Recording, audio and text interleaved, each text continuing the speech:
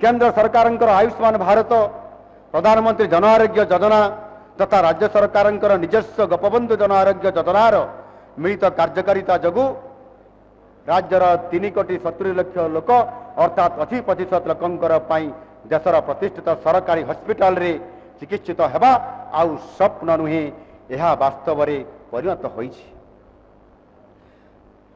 स्वास्थ्य क्षेत्र में शिक्षार सर्वांगीन उन्नति पाई जाजपुर तालचेर और कंधमाल ठारे मेडिकल कॉलेज प्रतिष्ठा करा सहित आउ 4टी नूतन और आधुनिक मेडिकल कॉलेज और 7टी नर्सिंग कॉलेज प्रतिष्ठा पाई मध्य सरकार पदक्षेप मान नौछंती। यह सहित राज्य में 3टी नुआ आयुर्वेदिक 2टी होमियोपैथिक मेडिकल कॉलेज मध्य खोला जिवो।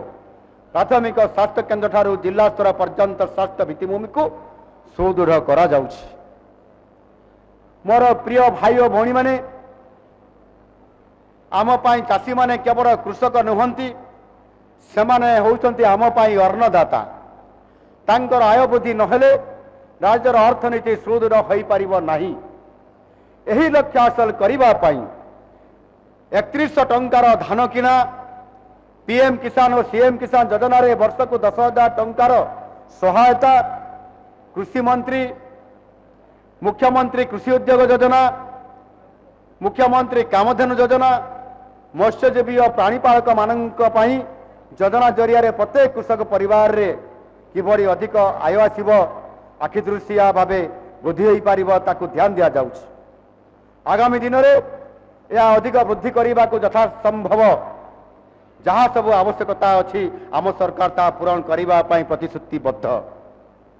बंधुगण यही किछि दिन धरी कृषक बंधु मानकर धान किना पंजीकरण रे किछि समस्या रहउतबार खबर आम पाखक आसुछि। ए समस्या संपर्क में सरकार विशद भाव आलोचना करिसंती। मु आमर चाषी भाई बणी माननकु आज स्पष्ट करदेवाई चाहूँगी जे एग्रीस्टाक पंजीकरण सहित धान किना पी पास पंजीकरण कौन सी संपर्क नहीं। चाषी भाई माने तांकर एग्रीस्टाक पंजीकरण को नहीं धान बिकारे समस्या आसीपारे बोली चिंतित हवा आदौ आवश्यक नहीं। प्रतिवर्ष भरी एवर्ष मध्य पी पास पंजीकरण कराजिबो एवं सेही आधार रे धान किना कार्यक्रम निरंतर भावे चालू रहिबो। प्राकृतिक विपर्यय समय रे अन्नदाता माने अनेक क्षतिर सम्मुखीन होइथांती। आम सरकार आसीबार प्रथम वर्ष रे अदिनिया वर्षा जगु व्यापक फसल हानि होइतिला। जदिओ एथिपाई क्षतिपूरण देबाको रिलीफ कोड रे प्रावधान नथिला आमे सेतिरे संशोधन करी आवश्यक क्षतिपूरण जेते दूर संभव ताको प्रदान करिथिलु। मु निजे एवं मोर कैबिनेट सहयोगी माने व्यक्तिगत भावे क्षेत्र परिदर्शन करी सहायता को त्वरित करथिले।